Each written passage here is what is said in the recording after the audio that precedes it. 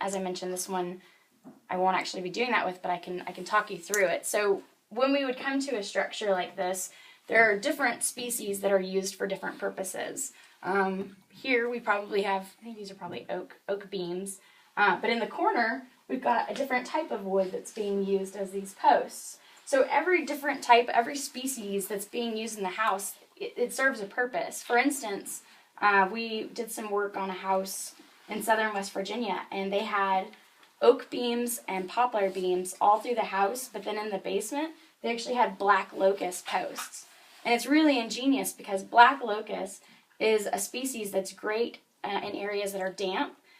It's really resistant to insect damage, things like that. So black locust is used a lot for like fence poles because it's so hardy. And so these people used black locust in their basement because they knew it was going to be a wet environment. And so it kind of tells you about not only the history of the house, but the history of the people who are building the house, you know, their craftsmanship. But in addition to that, it tells us what was living at that time in those forests. So if the house was built in 1800, they cut logs, presumably from the forest around them, unless they had a lot of money, and maybe they shipped them from somewhere else. But most people would have cut the trees that were around them.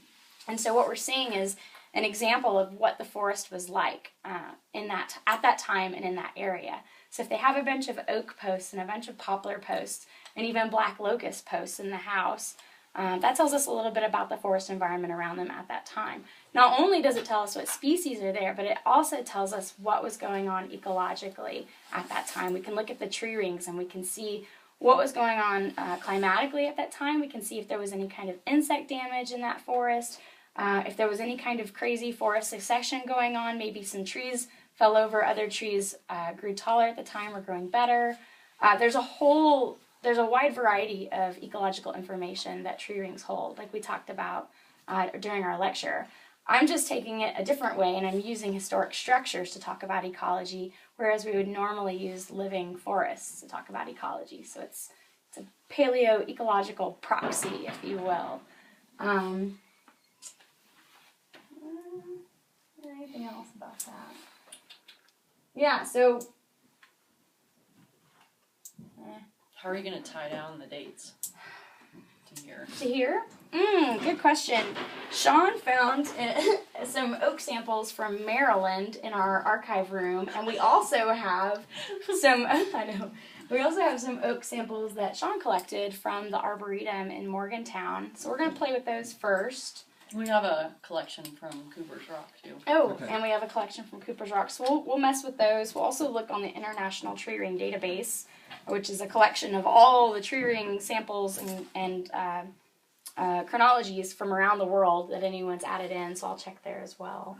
But if I don't have much success with those, I have spoken with Lee J about potentially, sampling a few oak trees on the property, but we'll have to discuss that in greater detail later. We're going to try to work with what we already have before we go poking holes in other trees. Yeah, so we would use the living trees. Sorry, I keep you guys caught up to speed on what we're doing here. We're going to use the living trees, the chronology that we'd build from the living trees to help us date the historic structure to place it in time. Remember that graphic that I showed you guys in class? There was like a tree and a stump and a house, and we're able to date that house because we've dated it to a stump and then to a living tree, and that pushes us back in time. So that's kind of the same concept here, except we can use living trees here because this is not quite as old. Did I leave anything out? Anything you want to add for your class? It's great. Do you guys have questions?